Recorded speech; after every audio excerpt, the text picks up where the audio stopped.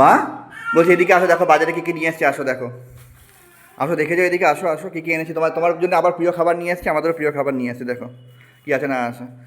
তুমি এসছো, তোমার হাতে খাওয়ার হবে, তাই কী কী এনেছি দেখো।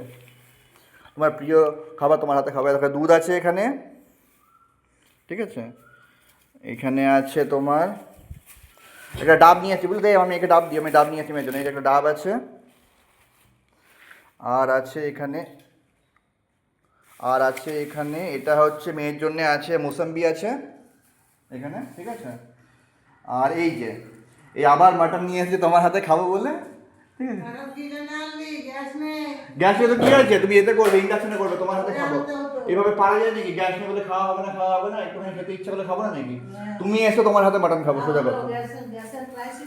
থাক থাক, গ্যাসের তাই পেটে তালা দিয়ে থাকবে। কলা নিয়ে এসেছি মেয়ের জন্যে। আর মা আজকে পূজাকে বলবো না, যে তোমাকেই বলছি, এই মেয়ের জন্য মাছ নিয়ে এসেছি, ও তো খাসি মাংস খাবে না, এই মাছটার জন্য পাতলা একটু ঝোল করো, তোমার হাতেই করো সমস্ত কিছু, ঠিক আছে। যত সমস্যাই হোক তোমার হাতেরই চাই, ঠিক আছে। এবার তুমি বলো, তোমার ফিলিংস বলো।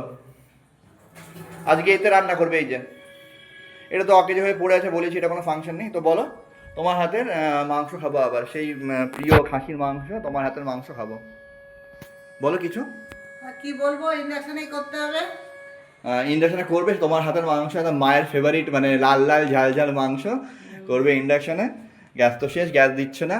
গ্যাসের আচ্ছা, কারা কারা গ্যাসের সমস্যা ভোগ করছো বলো, আমাদের তো গ্যাসের সমস্যা ভোগ করছি। হ্যাঁ, আমরা তো গ্যাসের সমস্যা ভোগ করছি। আর 2 সপ্তাহ হয়ে গেছে বুকিং, তাও দিচ্ছে না, বলো কতবার মাও ফোন করেছে, আমরাও ফোন করেছি, দিচ্ছে কেউ না। দিচ্ছে না, কোনো মতো দিচ্ছে না। বলছে করার কিছু নেই, অথচ এখানেই দোতলায় দুজনকে গ্যাস দিল। দিয়ে যাচ্ছে।